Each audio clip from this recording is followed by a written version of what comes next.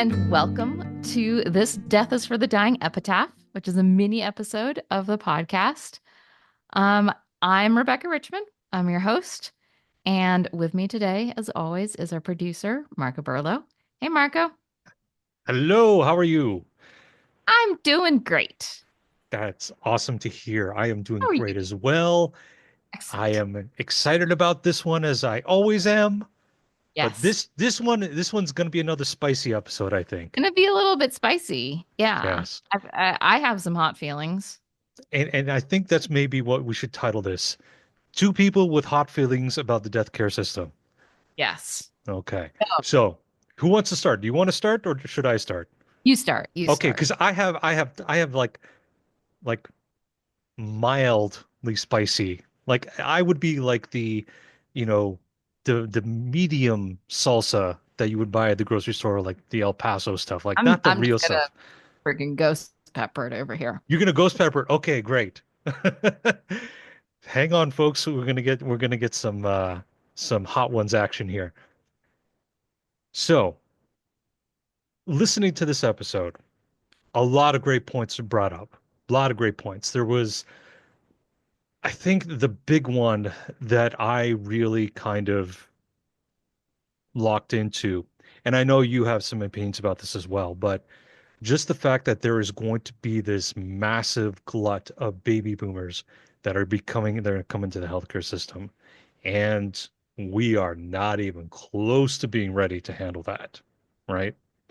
And if I think back to like how my grandmother was taken care of back home and how we had hospice care and everything else like that, it was good. It wasn't great. I wish it was better. Yeah. We constantly to give you a little bit of perspective. So in Canada, we get similar kind of benefits as people here. There is hospice care that's available, in-home hospice care, which is great. And they would only come like maybe 2 or 3 times a week or so. You really had to schedule it, and it wasn't for very long. It was only for like maybe an hour at the most. And it was just to kind of like tidy things up, make sure that that person was taken care of, that, if they had a diaper or something like that, that would be changed. But it wasn't like a full service kind of thing where you would get the same person over and over again and you could Yeah. kind of form a relationship with them. I wish there was just more of that, or the frequency of it was a little bit more, especially for the people that just can't, take the time off to look after a loved one, or they just need help. Like they Yeah. just need help. Yeah. So I would want, I would love to see the compensation for those kinds of workers to be a little bit higher. Make it a more attractive job. Get it so that we can get people in there, get the training that they need, and then get paid appropriately for this kind of work because it's an essential job, I think. It is. Yeah.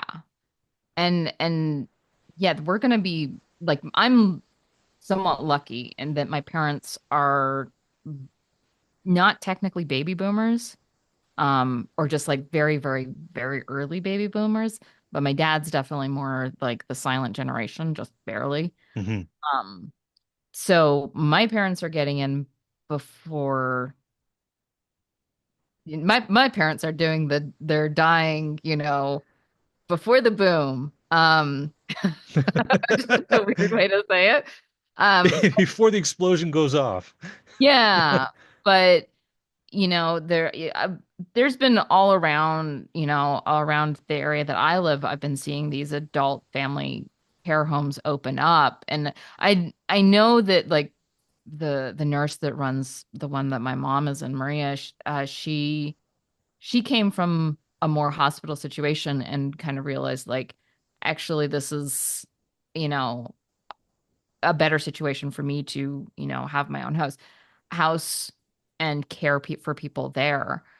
That being said, regulating such places is a little bit interesting. And so I think the system's going to get overwhelmed, you know? There's no Yeah. infrastructure.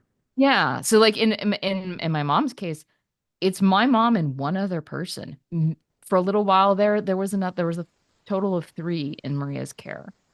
And it's not scalable.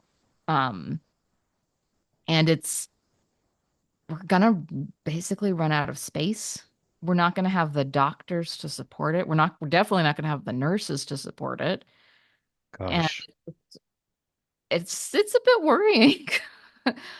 And one I've mentioned it before, but in Atul Gawandé's book Being Mortal, one of the things he talks about is this like there's no reward for going into geriatric medicine. And so people don't, like exactly. hard your patients die and then there's like no money in it. Yeah. Um, so but we're gonna need a lot of geriatric doctors. So that's making, I totally agree. Like we really need to think about that infrastructure, um, because it's gonna get bad. If it hasn't started already, I mean, I going home this year has made me aware of like the doctor shortage that's happening back home right now. It's crazy. Like you Yeah, cannot get a personal physician. Like what you and I grew up with, having a doctor growing up. yeah, Can't find it. People have to go to the emergency room now yeah, to get anything or a walk-in clinic or whatever. yeah. It, And it just then it like you're gonna the ERs are gonna get more and more busy and service is gonna go, the ability to actually save people is gonna go down. People are gonna die because of this. yeah, I mean, no one's going to want to go through the effort of trying to find, alternative medicines or, um, different procedures or something like that, that for something that could be potentially treatable. People are Yeah. just going to be And like, you know people will what? put it off and put it Yeah, off because going to a doctor is so hard. And I mean, exactly. that's just the it sounds like it's the Canadian medical Oh system, but think yeah. about the American medical system right now, even if you're not elderly, like I, I keep getting dropped by doctors because they move practices and, Or they're like, not taking new patients or yeah, and it's getting and get you to get a new doctor takes months. yeah. Um, And one that you like and the one that you trust, their yeah, opinion, it's not like yeah. you can shop around like you used to back in the day, Oh, right? oh, you kind of gotta take what's out there. Yeah. And so, yeah, and the geriatric situation, it's even worse. Yeah. Um, I'm curious to know your thoughts on how or at least the law of not being able to handle a body once, it's passed away. I was not aware of that. That, if somebody, again, not going to put it out there, but if my wife passed away in that bed behind me, I have to call the police to come and get her. yes. I have to admit, I'm not obviously as up to date as Seth is with that, but there are both laws and just things that funeral homes will say that aren't legally true. Um, Oh, that like, oh, you have to do this, you can't touch. So, um, it's we have this weird thing about dead bodies, for yeah, sure, and being like, no, it's a contaminated thing. It's we have to hide it. We have to get rid of it as soon as possible, and the authorities have to do it. And on one hand, I do understand, like, we don't want murders getting slipping through the cracks, right? right. Um, or accidental deaths or stuff like that that aren't thoroughly investigated.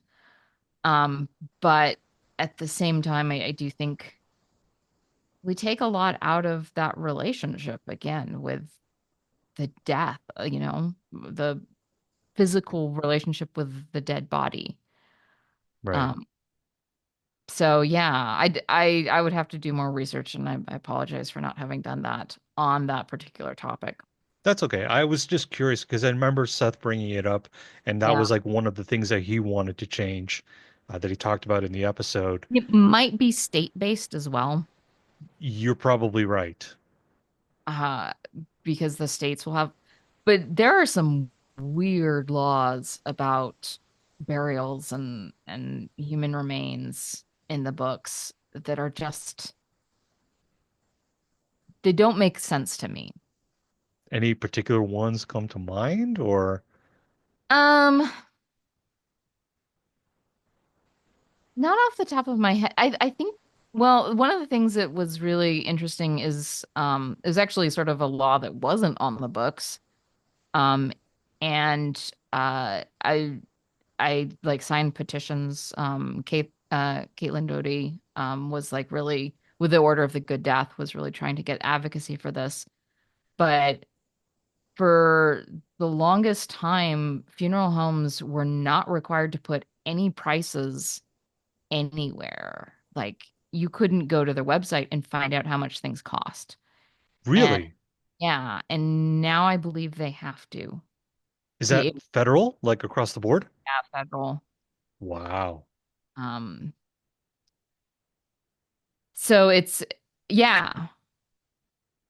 Huh. Um, but now they have to be able to give you some sort of this is the standard pricing.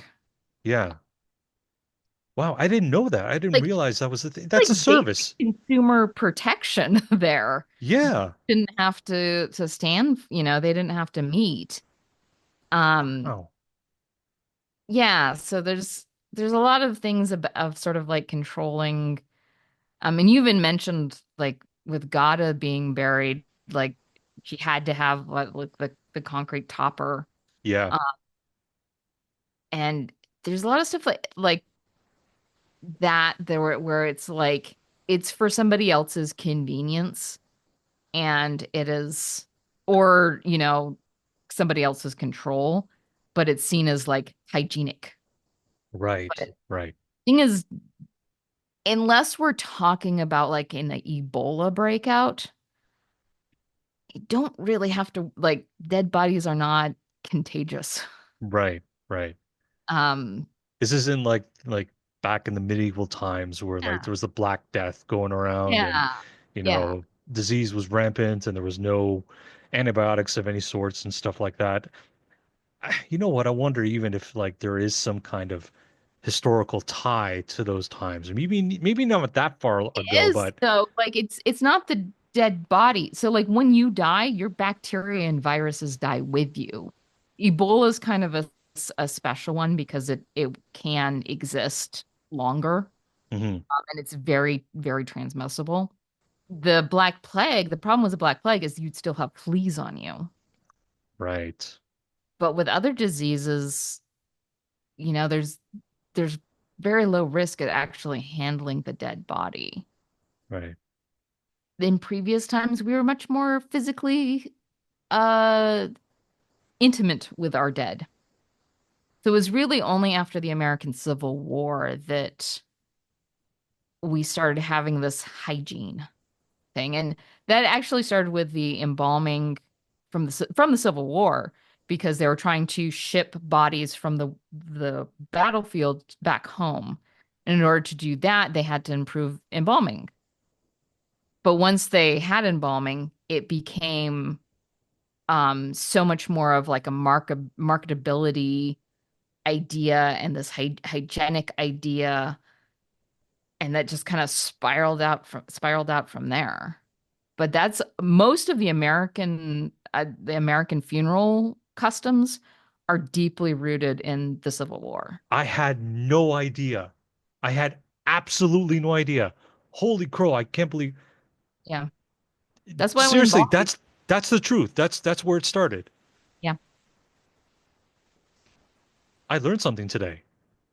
I hope our audience did too, because that I had no idea. I guess I never really thought about it. Like I always thought it was much, I guess it was much older. I thought it went back like even I mean, more than embalming, there have there were attempts at embalming, some of which were more or less successful.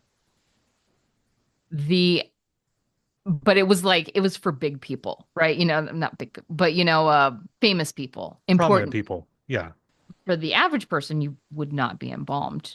You would be the viewing would be quick if there Right. was any, and then you would and it'd be more likely that the your loved ones would handle your body, and then there would be a quick viewing, and then there would be the burial.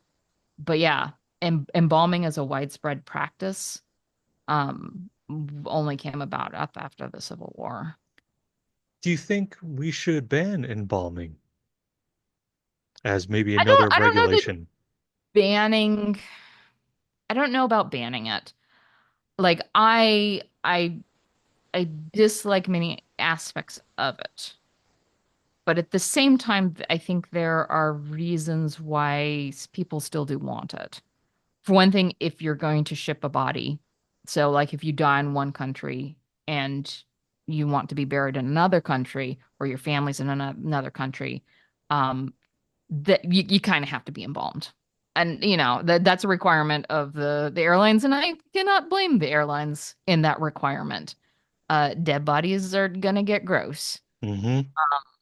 and just the time involved in transport would require embalming.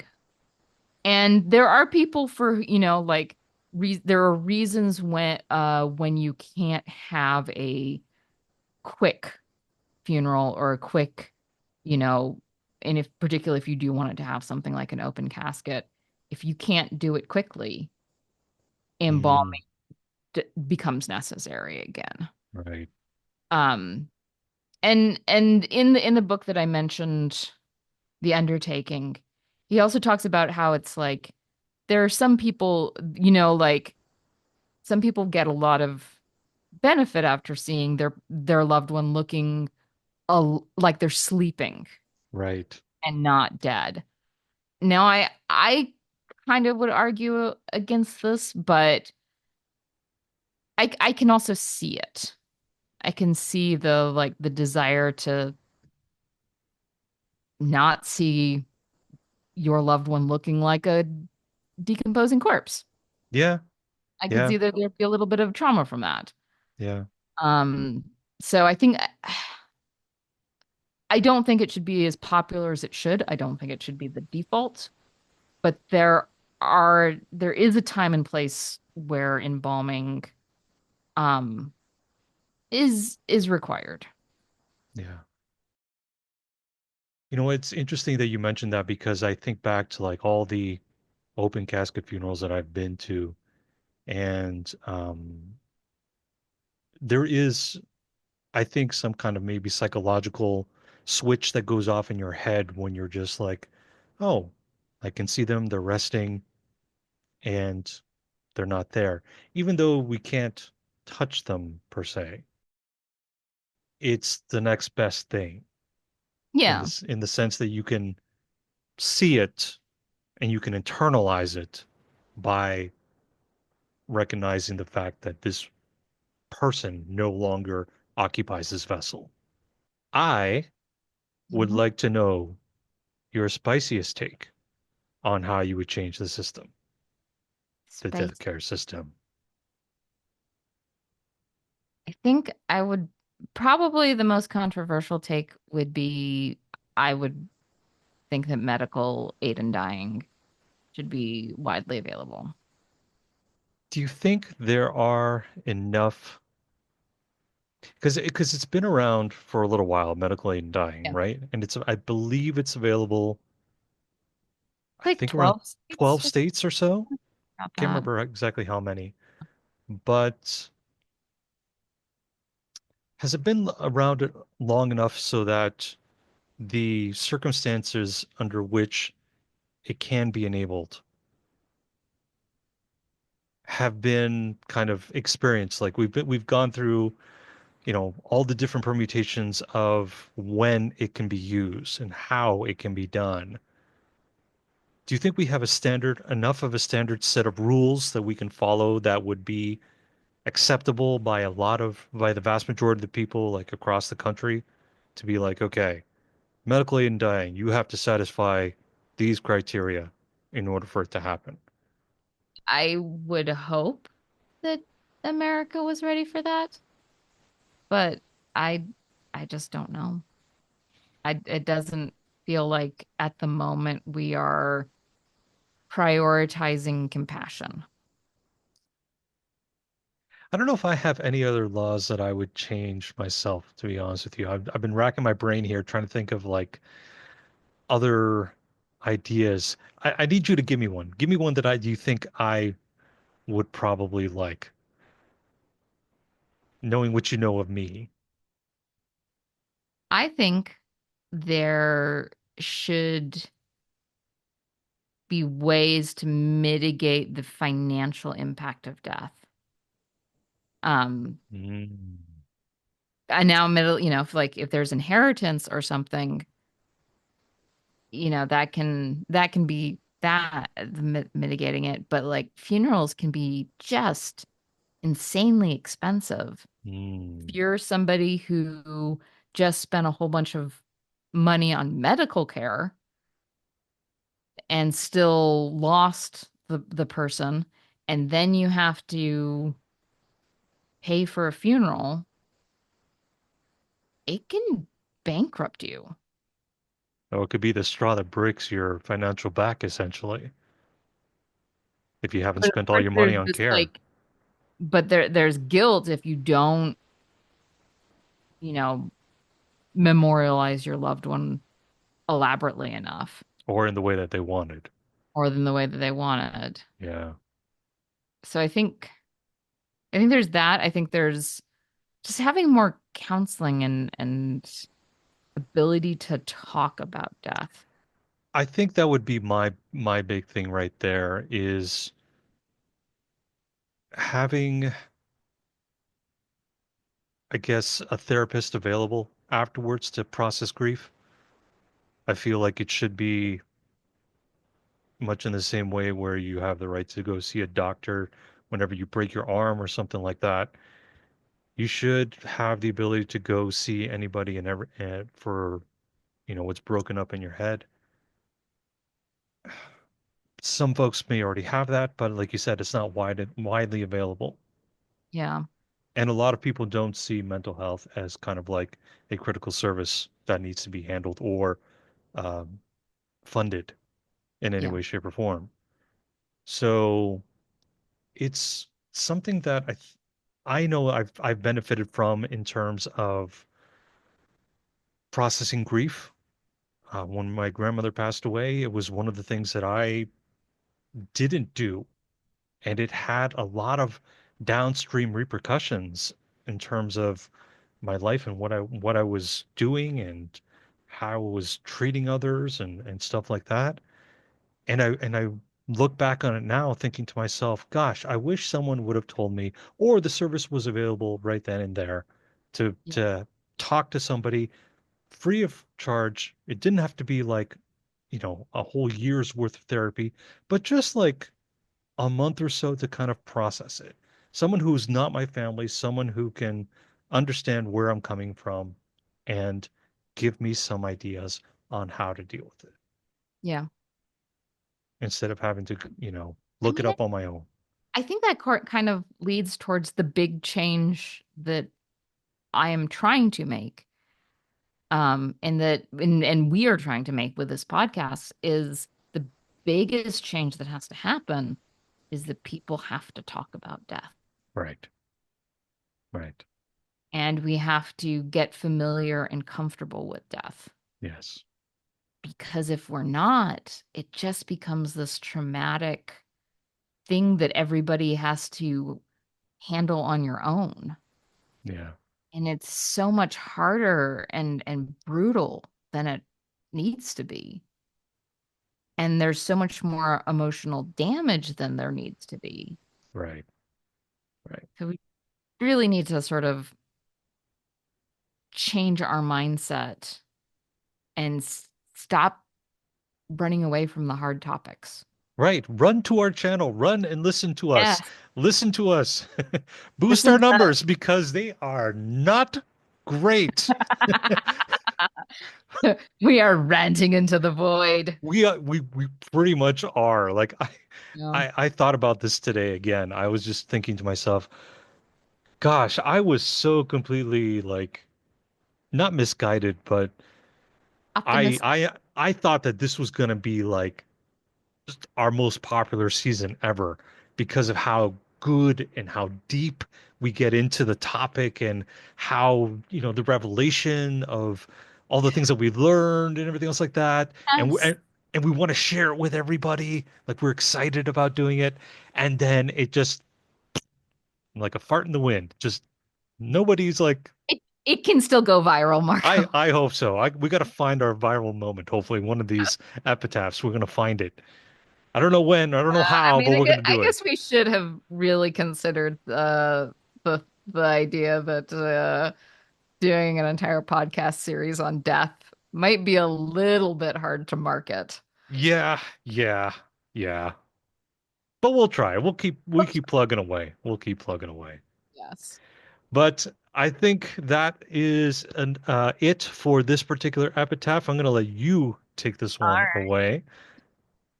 Well, actually, I am gonna ask the audience, like, what do you guys think is the most important change that Yeah. we need to do to have this conversation about death, to improve our systems to support the dying and those whose loved ones are dying?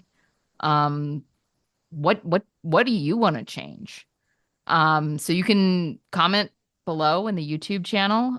You can email us at lifeisforthelivingpodcast@gmail.com, or you can reach us at lifeisfortheL on Instagram and Threads. So let us know your thoughts. We do want to get this conversation going. And thanks for listening. Join us next time. See you later. See you then. Bye. Bye.